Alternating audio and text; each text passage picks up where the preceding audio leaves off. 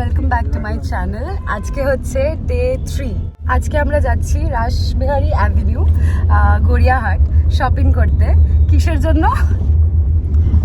আজকে আমরা শাড়ির জন্য শপিং করতে চললাম। ইয়েস, কালকে তোমরা তো দেখলে যে আমরা তত্ত্ব শপিং করলাম, কার্ড অর্ডার করে আসলাম, কলেজ স্ট্রিট, বড় বাজার যা যা কভার করার ছিল সেগুলো আমরা কালকে করে নিয়েছি।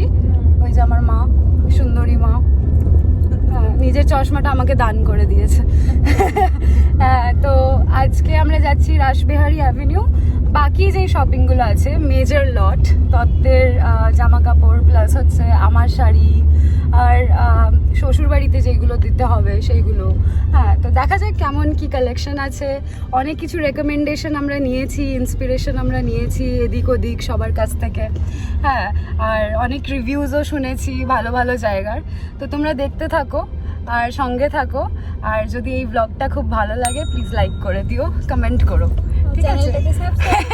চ্যানেলটা তো সাবস্ক্রাইব করতেই হবে, কারণ পরের ব্লগগুলো তোমাদের দেখতেই হবে। অনেক কিছু দেখাবো, অনেক কিছু বাকি আছে, সো স্টে টিউনড। এটা হাই করে দাও। হাই। তোমরা বুঝতেই পারছো যে বিয়ের জন্য তোড়জোড় শুরু হয়ে গেছে, কেনাকাটা শুরু হয়ে গেছে।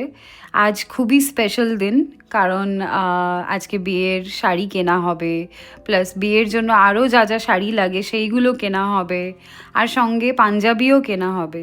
তাই কলকাতায় গড়িয়াহাটের চেয়ে অন্য কোনো জায়গায় আমরা ভাবতে পারিনি।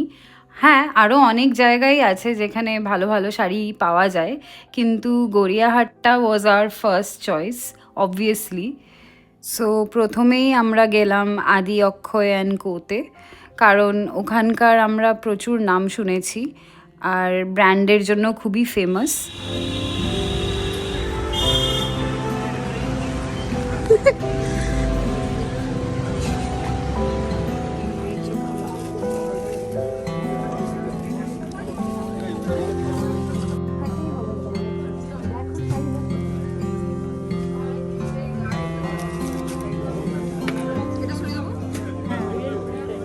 দোকানে এত রকমের ভ্যারাইটি দেখে আমার তো পুরো মাথা বনবন করে ঘুরছিল।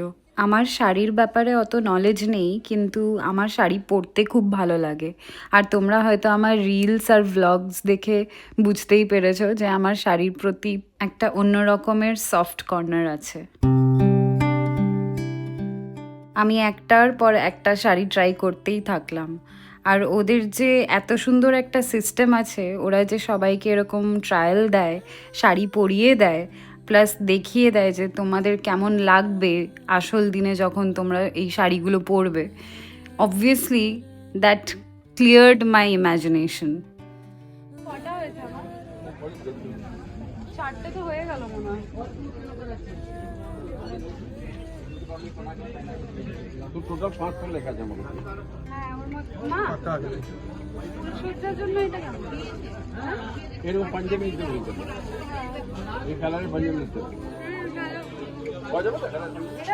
আমি একটা করে শাড়ি ট্রাই করছিলাম আর বাবাকে, মাকে, পিয়াকে জিজ্ঞেস করছিলাম যে কেমন লাগছে, কারণ অ্যাপ্রুভাল ইজ ম্যান্ডেটরি।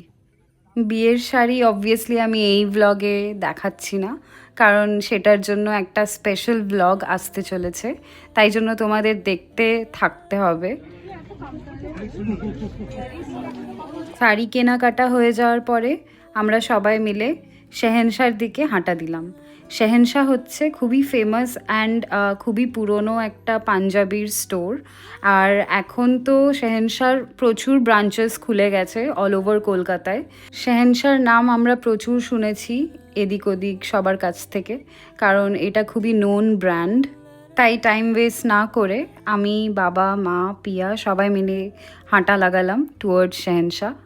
রাস্তায় যেতে যেতে ভাবছিলাম, যখন এই মান্যবরের স্টোরটা দেখলাম, যে কদিন পরেই অভিষেক আমেরিকা থেকে আসবে আর তখন ওকে নিয়ে আবার ছুটতে হবে আমাদের, কারণ ওর কিচ্ছু কেনাকাটা হয়নি। তো দেখো আমরা চলে এসেছি শেহেনশাহ স্টোরে।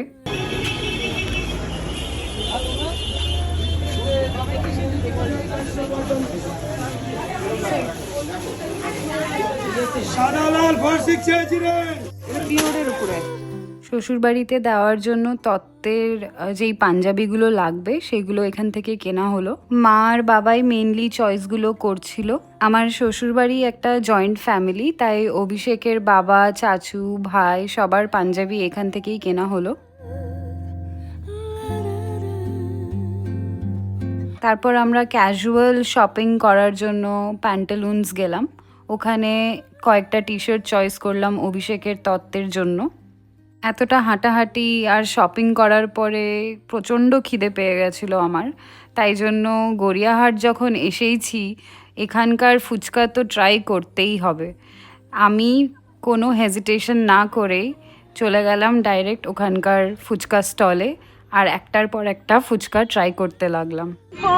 প্রায় 1 বছর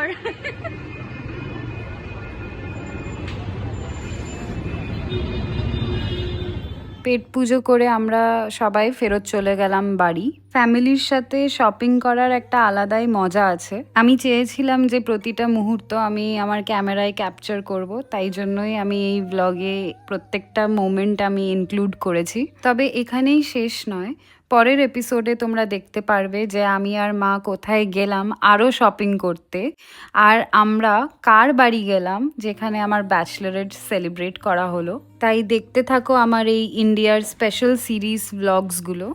আর যদি ভালো লাগে তাহলে like, comment, share and subscribe করে দিও। দেখা হচ্ছে পরের ব্লগে। Until then, take care, see you soon.